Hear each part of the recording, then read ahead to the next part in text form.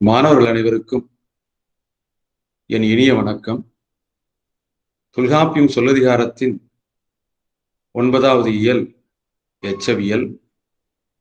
எச்சவியல் குறித்து சென்ற வகுப்பில் செய்யுள் ஈட்ட சொற்கள் 4 வகைக்கான விளக்கத்தையும் எடுத்துக்காட்டையும் பார்த்தோம். தொடர்ந்து செய்யுள் விகார வகைகள் 6னையும் அவற்றிற்கான எடுத்துக்காட்டையும் சென்ற வகுப்பில் நாம் பார்த்தோம். இந்த வகுப்பில் மொழி புணர் இயல்பு என்று தொல்காப்பியர் சொல்லக்கூடிய பொருள்கோள் குறித்து பார்க்க இருக்கின்றோம். பொருள்கோள் குறித்து தொல்காப்பியர் கூறக்கூடிய நூற்பா நிரல் நிறை சுண்ணம் அடிமறி மொழிமாற்று அவை 4 என்ப மொழி புணர் இயல்பு என்று குறிப்பிடுகின்றார். தொல்காப்பியர் பொருள்கோள் என்று சொல்லக்கூடிய இலக்கண கலை சொல்லை கையாளவில்லை. அவர் கையாளக்கூடிய சொல் மொழி புணர் இயல்பே என்று சொல்லக்கூடிய சொல். உரையாசிரியர்கள் தான் அந்த மொழி புணர் இயல்பே என்று சொல்லக்கூடிய சொல்லாடலுக்கு பொருள்கோள் என்ற ஒரு இலக்கண கலை சொல்லை பயன்படுத்துகின்றனர். பொருள்கோள் என்பதற்கு இலக்கணம் சொல்கின்ற பொழுது முதல் நிலை திரிந்த தொழில் பெயர் என்று சொல்வார்கள். பொருள் கொள்ளல் என்பதுதான் கோள் என்று மாறி இருக்கிறது. பொருள் கொள்ளுதல் என்று சொல்லக்கூடிய அந்த சொல் பொருள்கோள் என்று தெரிந்து வந்திருக்கிறது. அந்த பொருள்கோள் என்பதற்கு தொல்காப்பியர் சொல்லக்கூடிய சொல்லாடல் மொழி புணர் இயல்பு. அவை எத்தனை வகைப்படும்? 4. 1 நிரல் நிறை, 2 சுண்ணம், 3 அடிமறி, 4 மொழிமாற்று. இப்ப மொழி புணர் இயல்பு 4. அவை 1 நிரல் நிறை, 2 சுண்ணம், 3 அடிமறி, 4 மொழிமாற்று என்று சொல்லிட்டார். இப்ப இதற்கான விளக்கம் என்ன சொல்ல வர்றாங்க கவனிங்க. செய்யுள் அகத்து மொழி புணரியல்பாகிய பொருள்கோள் இவை என கூறுகின்றது இந்த நூற்பா. எந்த நூற்பா?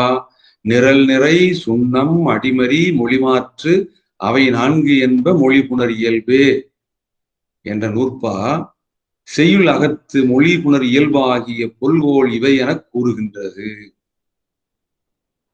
அப்ப இது செய்யுளுக்கு உரிய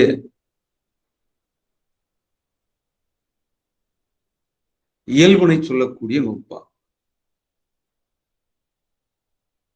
செய்யுள்ல நாம ஒரு பொருளை விளக்குகின்ற பொழுது இந்த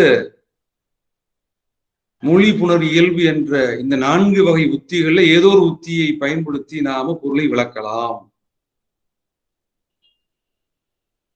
அது பற்றி சொல்லக்கூடிய நூற்பாதான் அந்த மொழி புணர் இயல்பு என்று சொல்லக்கூடிய 4 வகை நிரல் நிறை சுண்ணம் அடிமறி மொழிமாற்று. உரையாசிரியர்கள் விளக்கம் எழுதுகின்ற பொழுது பொருள்கோள் என்று மொழி புணர் இயல்பாகிய பொருள்கோள். தொல்காப்பியர் மொழி புணர் இயல்புன்னு தான் சொல்றாரு. அந்த மொழி புணர் இயல்பு என்று சொல்லக்கூடியது பொருள்கோள் என்று உரையாசிரியர்கள் தான் விளக்கம் எழுதுறாங்க.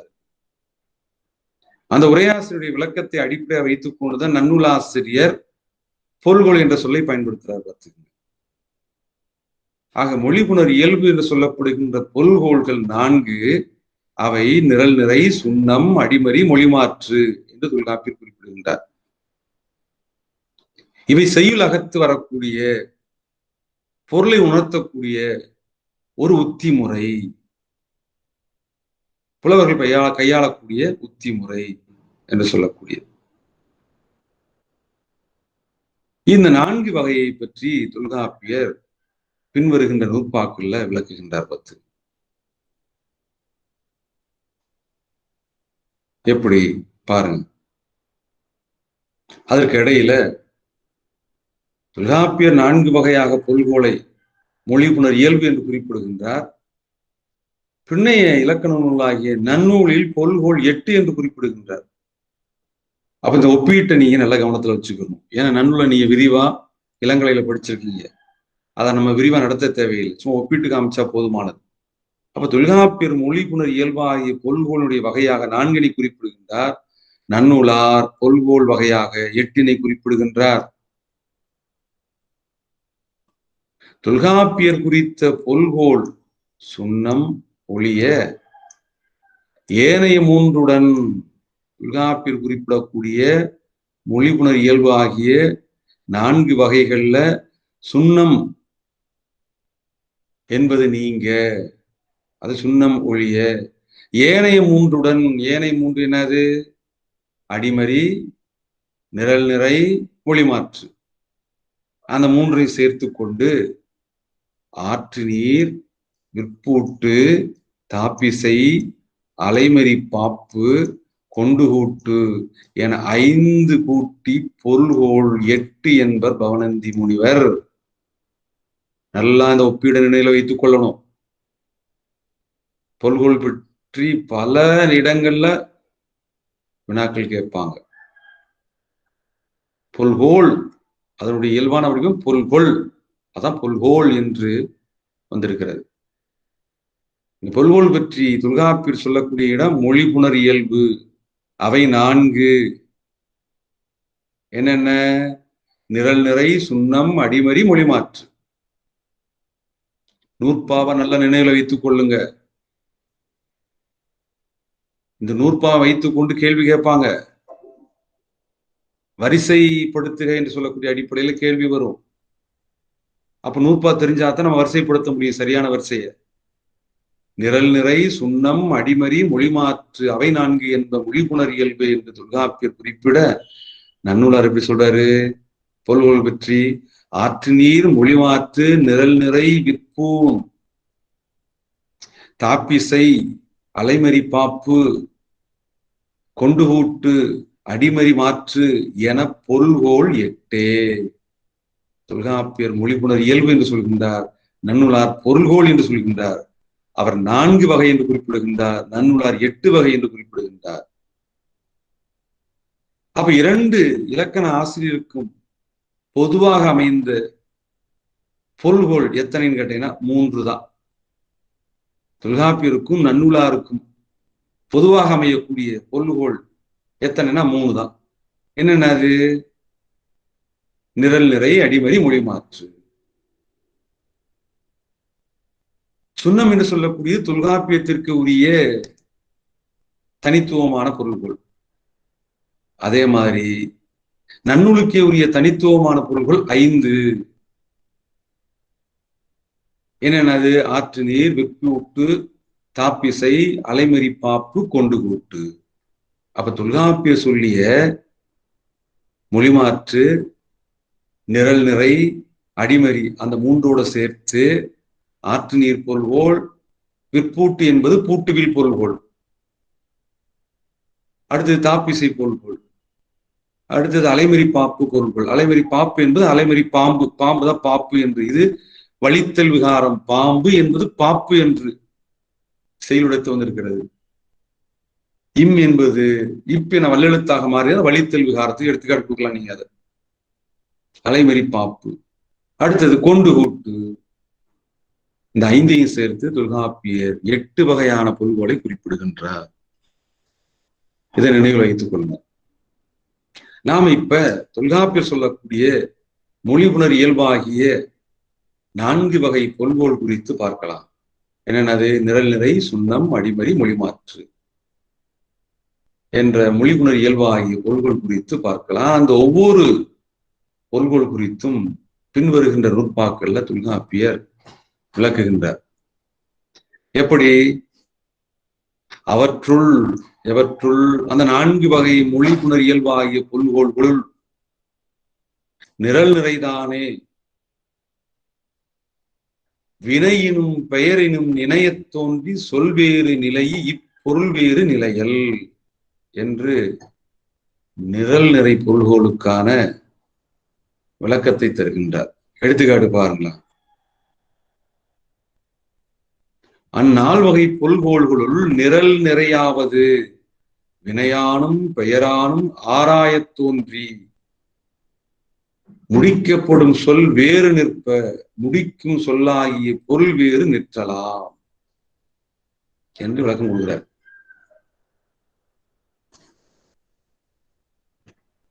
எடுத்துக்காட்டு பாருங்க. மாசு போகவும் காய்பசி நீங்கவும் கடிபுணல் மூழ்கி அடிசில் கைதொட்டு என முடிவனவும் முடிப்பனவுமாகிய வினை சொல் வேறு வேறு நிரலே நிற்றலின் வினை நிரல் நிறை ஆயிற்று. நிரல் நிறையில 2 வகை உண்டு. பெயர் நிரல் நிறை, வினை நிரல் நிறை. இந்த இடத்துல வினை நிரல் நிறை. எப்படி பாருங்க, இது மாசு போக புனல் மூழ்கி பசி நீங்க அடிசில் கைதொட்டு. மாசு போக அடுத்து என்ன வரணும்? புனல் மூழ்கி, அடுத்து என்னது? காய்பசி நீங்க அடிசில் கைதொட்டார். அப்ப நிரல் நிறை என்று சொல்லக்கூடியது பொருளுக்கேற்ப சொற்களை நிரல்படுத்தி சொல்ல வேண்டும், வரிசைப்படுத்தி சொல்ல வேண்டும். அதான் நிரல் நிறை. அப்ப பொருள் புலப்பட வேண்டும் என்று சொன்னால் இந்த பாடல் அடியில வரக்கூடிய சொற்றொடரை எப்படி நாம வரிசைப்படுத்துவது? மாசு போக 1, மாசு போகம்னா உடம்புல இருக்கக்கூடிய அழுக்குல நீங்களும் என்ன சொன்னோம்? கடிபுணல் மூழ்கி 2. அடுத்து என்ன செய்யணும்? பசி நீங்கணும். கடிபுணல் மூழ்கி குளிச்சுட்டு அடுத்து என்ன பண்ணணும்? காய்பசி நீங்க 3. என்ன செய்யணும்? அடிசில் கைதொட வேண்டும் 4. இப்படி வரிசைப்படுத்த வேண்டும். ஆனா பாடல் அப்படியா இருக்கு? இதன் நிரல் நிறை, நிரலே நிறுத்துவது. நிரல்லாம் வரிசை, பொருளுக்கேற்ப தொடர்களை வரிசைப்படுத்துவது. ஆங்கிலத்துல பாத்தீங்கன்னா இந்த ஜம்பிள்டு சென்டென்ஸ் சொல்லுவாங்க. வாக்கியங்களை பொருள் தொடர்ச்சி இல்லாம மாத்தி மாத்தி கொடுப்பாங்க. அப்ப பொருளுக்கு ஏற்ப என்ன பண்ணணும்? வாக்கியங்களை வரிசைப்படுத்தணும். அது மாதிரிதான் இது. நிரலையே நிறுத்துவது, வரிசைப்படுத்துவது என்று சொல்லக்கூடியது. இது ஒரு எடுத்துக்காட்டு நிரல் நிறைக்கு. அடுத்து இதெல்லாம் வினை நிரல் நிறை. வினையின் அடிப்படையில் அதை வினை நிரல் நிறை. போக, மூழ்கி, நீங்க, தொடல். வினைக்கு ஏற்ப என்ன செய்யுது? நம்ம நிரல் நிறுத்துவது. அதனால இது வினை நிரல் நிறை என்று சொல்லக்கூடியது. அடுத்து பாருங்க, மற்றொரு எடுத்துக்காட்டு கொடுக்குறாங்க. பெயர் நிரல் நிறை. பெயர் சொல்லை நிரலையை வைத்து பொருள் காண்பது. நிரலை வரிசையாக நிறுத்தி பொருள் காண்பது. எப்படி? கொடி குவளை கொட்டை நுசுப்பு உண்கண் மேனி. அருமையான ஒரு பாட்டு, நீங்க நன்னூல்ல படிச்சிருப்பீங்க. கொடி குவளை கொட்டை நுசுப்பு உண்கண் மேனி என முடிவனவும் முடிப்பனவுமாகிய பெயர் சொல். இந்த பாடலடியில அனைத்தும் பெயர் சொல் தான். கொடி குவளை கொட்டை நுசுப்பு உண்கண் மேனி.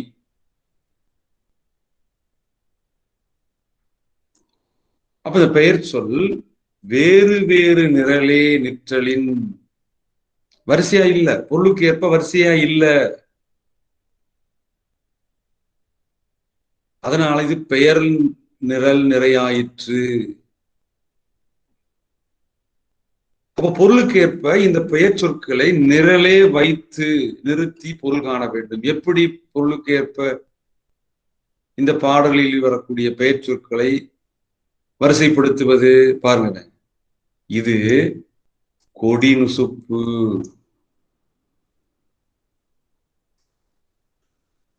குவளை உண்கண் கொட்டை மேனி. கொடி நுசுப்பு குவளை உண்கண் கொட்டை மேனி என இயையும். அப்படிதான் பொருந்தி வரும் பாடல்.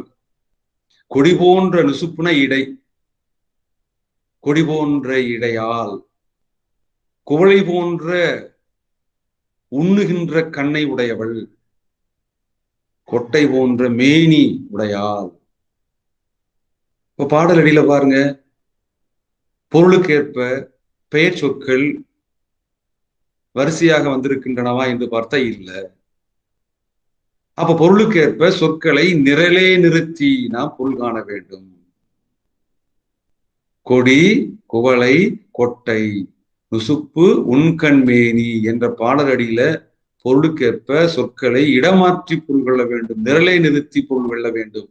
எப்படி பொருள் கொள்ள வேண்டும்? கொடி நுசுப்பு, குவளை உண்கண், கொட்டை மேனி என்று நிரலையே நிறுத்தி பொருள் கொள்ள வேண்டும் என்று சொல்றாங்க. அப்ப இது நிரல் நிறைக்கான எடுத்துக்காட்டு பார்த்து நம்ம மற்ற எடுத்துக்காட்டுகள்லாம் இருக்கின்றன, நீ படிச்சு பாருங்க. அடுத்தது தொல்காப்பியர் சொல்லக்கூடிய இரண்டாவது பொருள்கோள் என்னது?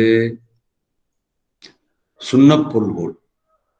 அது பற்றி தொல்காப்பியர் எப்படி விளக்கம் கொடுக்கிறாரு? இந்த ஒவ்வொரு பொருள்கோளையும் நன்னூலோடு நீ ஒப்பிட்டு படிச்சு பார்த்துக்கங்க. தொல்காப்பியர் இரண்டாவதாக குறிப்பிடக்கூடிய மொழி புணர் இயல்பாகிய பொருள்கோள் சுண்ணம், சுண்ணப் பொருள்கோள். அதுல என்ன விளக்கம் கொடுக்கிறாரு? பட்டாங்கு அமைந்த ஈரடி என் சீர் ஒட்டு வழி அறிந்து துணிந்தனர் இயற்றல் என்று குறிப்பிடுகின்றார். பட்டாங்கு அமைந்த ஈரடி என் சீர் ஒட்டு வழி அறிந்து துணிந்தனர் இயற்றல். நூற்பா நல்லா படிச்சு வச்சுக்கணும். நூற்பா கொடுத்து கேள்வி கேட்பாங்க. பட்டாங்கு அமைந்த ஈரடி என் சீர் ஒட்டு வழி அறிந்து துணிந்தனர் இயற்றல் கொடுத்துட்டு 4 விடைகள்ல எது சரியான விடைன்னு கேட்பாங்க. சுண்ணமா, மொழி மாற்றா, நிரல் நிறையா, அடிமறி மாற்றான்னு கேட்பாங்க. அப்ப அந்த நூற்பா தெரிஞ்சாதான் எழுத முடியும். இப்ப சுண்ணம் என்பதற்கு தொல்காப்பியர் விளக்கம் தருகின்ற பொழுது பட்டாங்கு அமைந்த ஈரடி என் சீர், 2 அடி இருக்கணும், என் சீர் இருக்கணும், ஒட்டு வழி அறிந்து துணிந்தனர் இயற்றல் விளக்கம் கொடுக்கிறார்கள். சுண்ணமாவது இயல்பாக அமைந்த ஈரடிக்கண் உளவாகிய என் சீரை இயையும் வழியறிந்து கூட்டி இயற்றப்படுவதாம். பட்டாங்கு என்பது இயல்பு, இயல்பாக அமைந்த ஈரடி என் சீர், அதான் பட்டாங்கு அமைந்த ஈரடி என் சீர். இயல்பாக அமைந்த 2 அடியை உடைய என் சீர், 8 சீர்கள் இருக்கும். எனவே நாச்சீரடியாக அமைந்த ஈரடி என் சீர் என்பதாம். 8 சீர் இருக்கணும். அது எப்படி இருக்கணும்? இயல்பாக அமைந்த ஈரடியில 8 சீர் இருக்கணும். அப்ப ஈரடினா ஒவ்வொரு அடியிலையும் 4 சீர் அப்படின்னு சொல்லக்கூடியது. அப்போ 4 சீரடியாக அமைந்த ஈரடி என் சீர் என்று சொல்லக்கூடியது. இப்ப 2 அடி இருக்கணும், ஒவ்வொரு அடியிலும் 4 சீர் இருக்கக்கூடியது. எனவே சுண்ணமாகிய பொருள்கோள் அளவடியினுள், அளவடி 2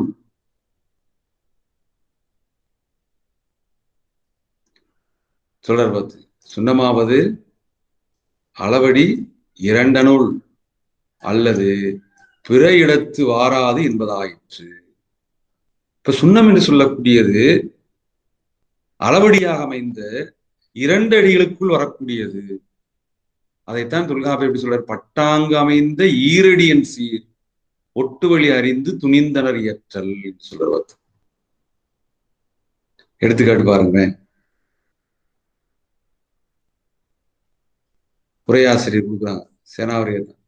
சுரையால அம்மி மிதப்ப வரையனைய யானைக்கு நீத்து முயற்கு நிலை என்ப கானக நாடன் சுனை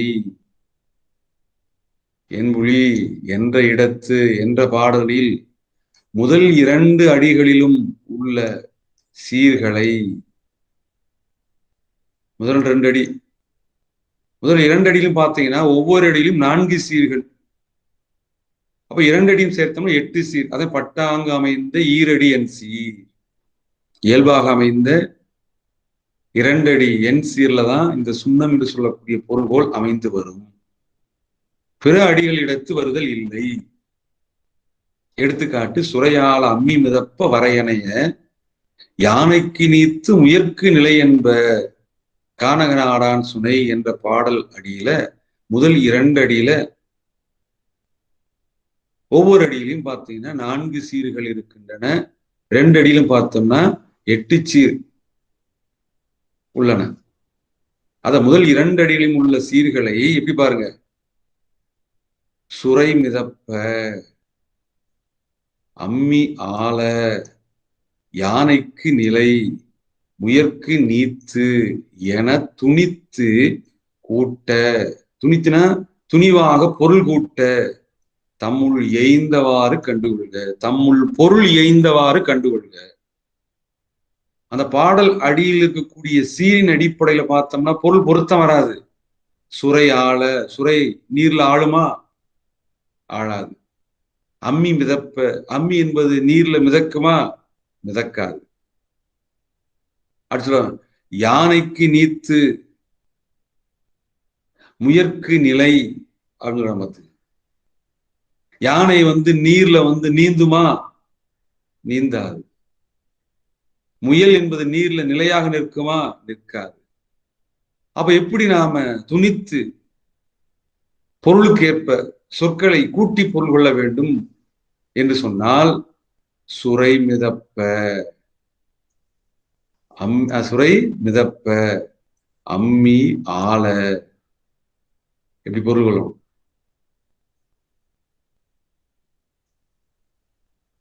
சுரை மிதப்ப அம்மி ஆள. சுரை மிதப்ப என்றும் அம்மி ஆள என்றும் பொருள் கொள்ளணும்.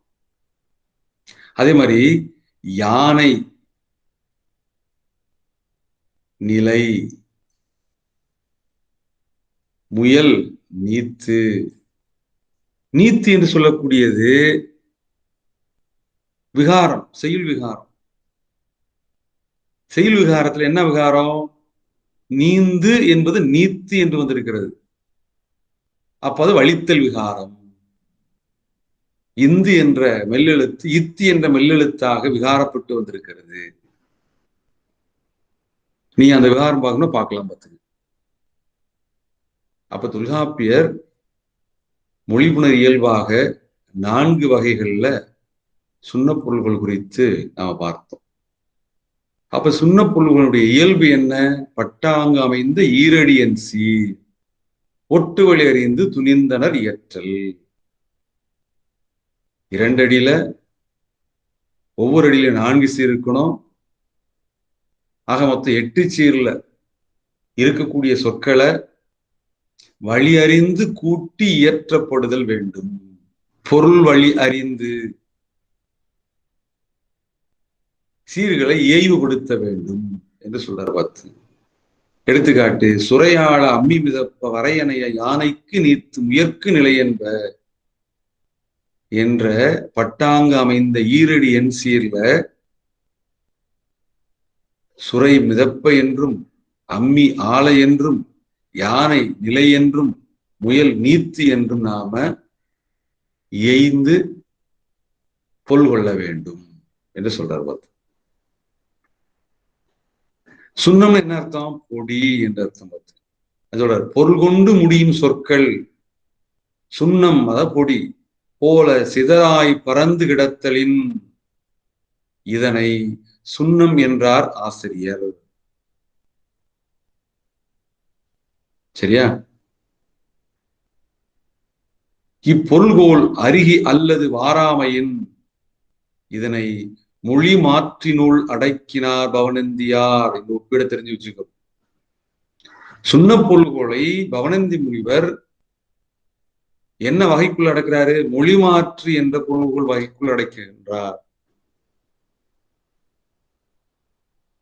அதை நீங்க தெரிஞ்சு வச்சுக்கணும். பார்த்துங்க. ஆக தொல்காப்பியர் சொல்லக்கூடிய பொருள்கோள் வகைகள்ல 4 வகைகள்ல நாம முதலாவதாக நிரல் நிறை பொருள்கோள் பார்த்தோம். அடுத்ததாக சுண்ண பொருள்கோள் பார்த்தோம். மூன்றாவதாக அடிமறி பொருள்கோள் என்பது குறித்து தொல்காப்பியர் எப்படி விளக்குகிறார்?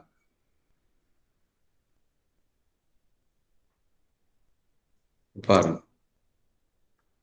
அடிமறி செய்தி அடிநிலை திரிந்து சீர்நிலை திரியாது தடுமாறுமே. அடிநிலை திரிந்து சீர்நிலை திரியாது வருவதுதான் அடிமறி பொருள்கோள்.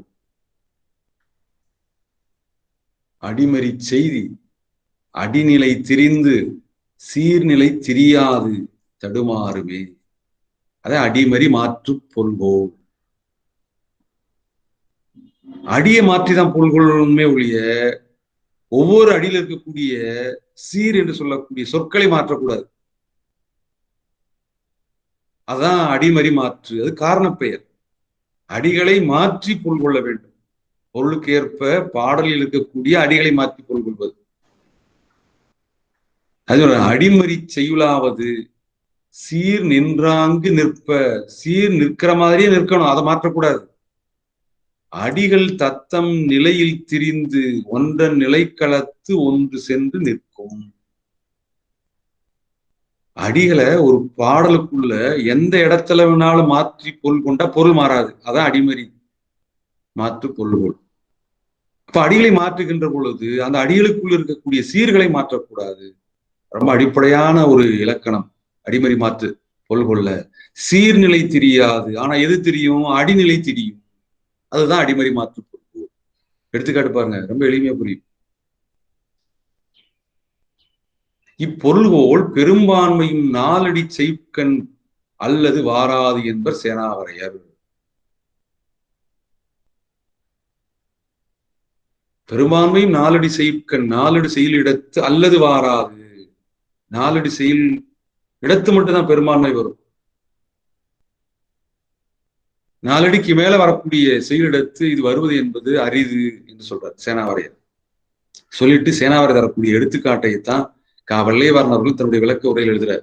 தொல்காப்பியம் நன்னூல் சொல்லதிகாரம் என்ற நூல்ல என்ன எடுத்துக்காட்டு? அடிமறி மாற்றுக்கு சேனாவரையர் தரக்கூடிய எடுத்துக்காட்டு, மாறா காதலர் மலை மறந்தனரே, ஆறா கண்மணி வரலானாவே, வேறா மென்தோள் வளை நெகிழுமே, கூராய் தோழி ஆண் வாழும் ஆரே.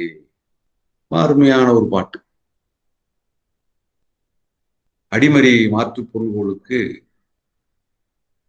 சான்றாக காட்டக்கூடிய பாடல் தான் மாறா காதலர் மலை மறந்தனரே, ஆறா கண்மணி வரலானாவே, வேறா மென்தோள் வளை நெகிழுமே, கூராய் தோழி யான் வாழும் ஆரே. தலைவன் தலைவியை பிரிந்து போயிட்டான். பிரிந்ததுனால தலைவி வருந்துகின்றாள். அவன் சொல்லி சென்ற காலம் வந்து விட்டது, அவன் வரவில்லை. அப்படிப்பட்ட சூழல்ல பாடிய பாடல் தான் இந்த பாடல். மாறா காதலர் மலை மறந்தனரே, ஆறா கண்மணி வரலானாவே, வேறா மென்தோள் வளை நெகிழுமே, கூராய் தோழி யான் வாழும் ஆரே. இந்த பாடலடியில எந்த அடியை நீங்க எந்த இடத்துக்கு மாத்தினாலும் பொருள் மாறாது. உதாரணத்துக்கு பாருங்க, 4வது அடியா இருக்கக்கூடியது கூராய் தோழி யான் வாழும் ஆரே. இந்த 4வது அடியை முதல் அடிக்கு நான் மாத்துறேன், இங்க கொண்டு போறேன். இப்ப பாடலை வாசிக்கிறேன் பாருங்க. கூராய் தோழி யான் வாழுமாறே, மாறா காதலர் மலை மறந்தனரே, ஆறா கண்மணி வரல் ஆனாவே, வேறா மென்தோள் வளை நெகிழுமே. பொருள் ஒன்றாத்தான் இருக்கும் பார்த்து. அதே சமயத்துல இந்த பாடல் எஞ்சிருக்கக்கூடிய பாடல் அடியை மாத்தினாலும் பொருள் மாறாது பார்த்துங்க. இப்ப நான் சொல்றேன் பாத்தீங்களா, வேறா மென்தோள் வளை நெகிழுமே அப்படின்னு சொல்றோம் இல்லையா, அதை நான் என்ன சொல்ல வரேன்? 3வது அடியா கொண்டு போயிட்டேன். முதல் அடி இது, இரண்டாவது அடி இது. மூன்றாவது அடி பார்த்தீங்கன்னா இந்த நான் இயல்பான பாடல் அடியிலிருந்து மாத்துறேன். நான்காவது இந்த பாடல் அடி. பொருள் மாறாது. வாசிக்கிறேன் பாருங்க. கூறாய் தோழி யான் வாழுமாறே, மாறா காதலர் மலை மறந்தனரே, வேறா மென்தோள் வளை நெகிழுமே, ஆறா கண்மணி வரலானாவே. அதான் அடிமறி மாற்று பொருள். அடிகளை மாற்றி பொருள் கொண்டாலும் பொருள் மாறாது. ஆனா அந்த அடிகளுக்குள் இருக்கக்கூடிய சீர்களை நாம மாற்றக்கூடாது. அதான் அடிமறி மாற்று பொருளுக்கான இலக்கணம் என்று சொல்லக்கூடியது. சரியா? அடுத்து தொல்காப்பியர் சொல்லக்கூடிய பொருள்கோள் என்று சொல்லக்கூடியது மொழிமாற்று பொருள்கோள். நான்காவது வகையா சொல்லக்கூடிய மொழிமாற்று பொருள்கோள். மொழிமாற்று இயற்கை, சொல் நிலை மாற்றி பொருள் எதிர் இயைய, முன்னும் பின்னும் கொள்வழி கொளால் என்று மொழிமாற்று பொருளோடுக்கான வரையறை கூறுகின்றார் தொல்காப்பியர். கவனிய, மொழிமாற்று இயற்கை, சொல் நிலை மாற்றி பொருள் எதிர் இயைய, முன்னும் பின்னும் கொள்வழி கொளால் என்று மொழிபுணர் இயல்பாகிய பொருள்கோள்களின் 4 வகைகள்ல 4வது வகையாக சொல்லக்கூடிய மொழிமாற்று பொருள்கோளை தொல்காப்பியர் விளக்குகின்ற பொழுது, சொல்நிலை மாற்றி பொருள் எதிர் இயைய, முன்னும் பின்னும் கொள்வழி கொளால் என்று சொல்கின்றார். எப்படி விளக்கம் எழுதுகின்றார் பாருங்க. மொழி மாற்றினது இயல்பாவது, அதான் மொழி மாற்று இயற்கை. பொருள் எதிர் இயையுமாறு நின்ற சொல்லை இடம் மாற்றி, பொருள் எதிர் இயைய சொல்நிலை மாற்றி, பொருள் எதிர் இயையுமாறு நின்ற சொல்லை இடம் மாற்றி, முன்னும் பின்னும் பொருள் கொள்ளும் இடம் அறிந்து கொள்ளுதலாகும். முன்னும் பின்னும் கொள்வழி கொளால், முன்னும் பின்னும் பொருள் கொள்ளும் இடம் அறிந்து பொருத்துதலாகும். அதுதான் மொழிமாற்று பொருள்கோள் என்று சொல்ல. கொளால் கொழுவுதல், பொருத்துதல் என்று பொருள். எடுத்துக்காட்டு கொடுத்திருக்காங்க பார்த்து.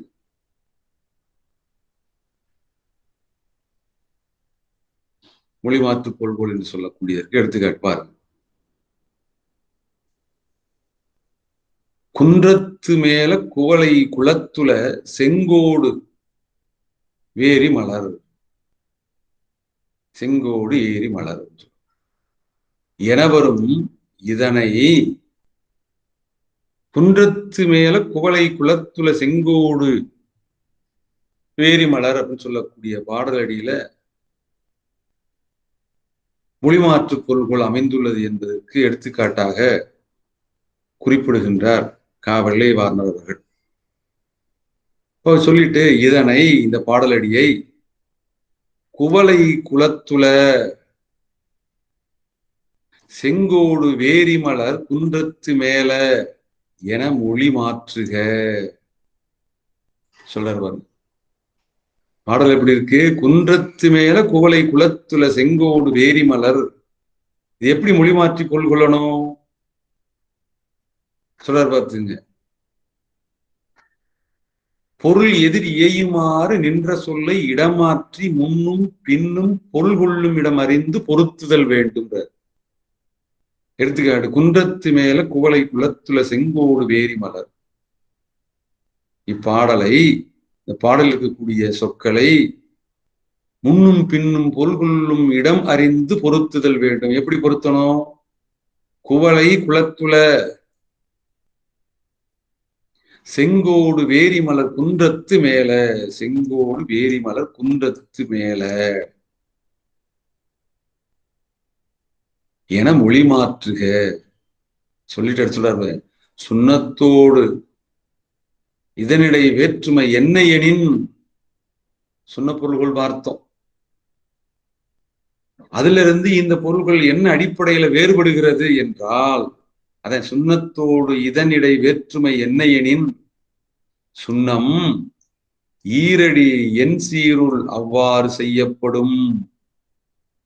பட்டாங்கு அமைந்த ஈரடி என் சீர், சுண்ண பொருள்களுக்கு இலக்கணம் சொன்னார். சுண்ணம் ஈரடி என் சீருள் அவ்வாறு செய்யப்படும். அதற்கு அன்னதோர் வரையறை இல்லை என்பர் இளம்பூரணர். அப்படி ஒரு வரையறை இல்லை அப்படின்னு சொல்லி இளம்பூரணர் சொல்றாரு. ஆனா சேனாவர் என்ன சொல்றாருன்னா, ஈரடி என் சீர் சொல்லக்கூடிய, தொல்காப்பியர் சொல்லக்கூடிய அந்த இதை எடுத்துக்காம.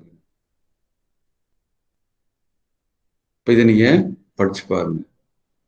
அப்ப அந்த மொழிமாற்று பொருள்கோளுக்கு எடுத்துக்காட்டு குன்றத்து மேல கோலை குலத்துல செங்கோடு வேரி மலர் என்ற பாடலடியில கோலை குலத்துல செங்கோடு வேரி மலர் குன்றத்து மேல என மொழிமாற்றி பொருள் கொள்க என்று குறிப்பிடுகின்றார்.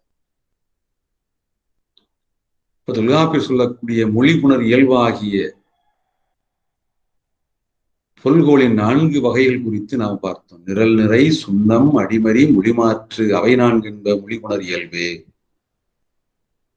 அந்த 4 வகைகளை பற்றி தொல்காப்பியர் சொல்லக்கூடிய விளக்கத்தையும் அதற்கு உரையாசிரியர்கள் தரக்கூடிய எடுத்துக்காட்டை பொருத்தி பார்த்தோம். நம்ம அதற்கு மேலாக நன்னூலார் சொல்லக்கூடிய பொருள்கோள் வகையாக 8 வகையினை நாம பார்த்தோம். அந்த 8 வகைகள்ல தொல்காப்பியர் சொல்லக்கூடிய பொருள்கோளோடு பொருத்தமுடைய பொருள்கோள் 3, எஞ்சிய 5ஐயும் நன்னூலார் புதிதாக குறிப்பிடுகின்றார் என்று பார்த்தோம். நன்னூலார் குறிப்பிடக்கூடிய பொருள்கோளை மேலும் விரிவாக அவருடைய நூல்களை நீங்க கண்டு உணர்ந்து கொள்ளுங்க. ஆக இன்றைய வகுப்புல நாம தொல்காப்பியர் சொல்லக்கூடிய மொழிபுணர் இயல்பாகிய பொருள்கள் குறித்து பார்த்தோம். அடுத்த வகுப்புல எச்சவியலில் சொல்லப்பட்ட கருத்துக்களை தொடர்ந்து பார்க்கலாம். நன்றி, வணக்கம்.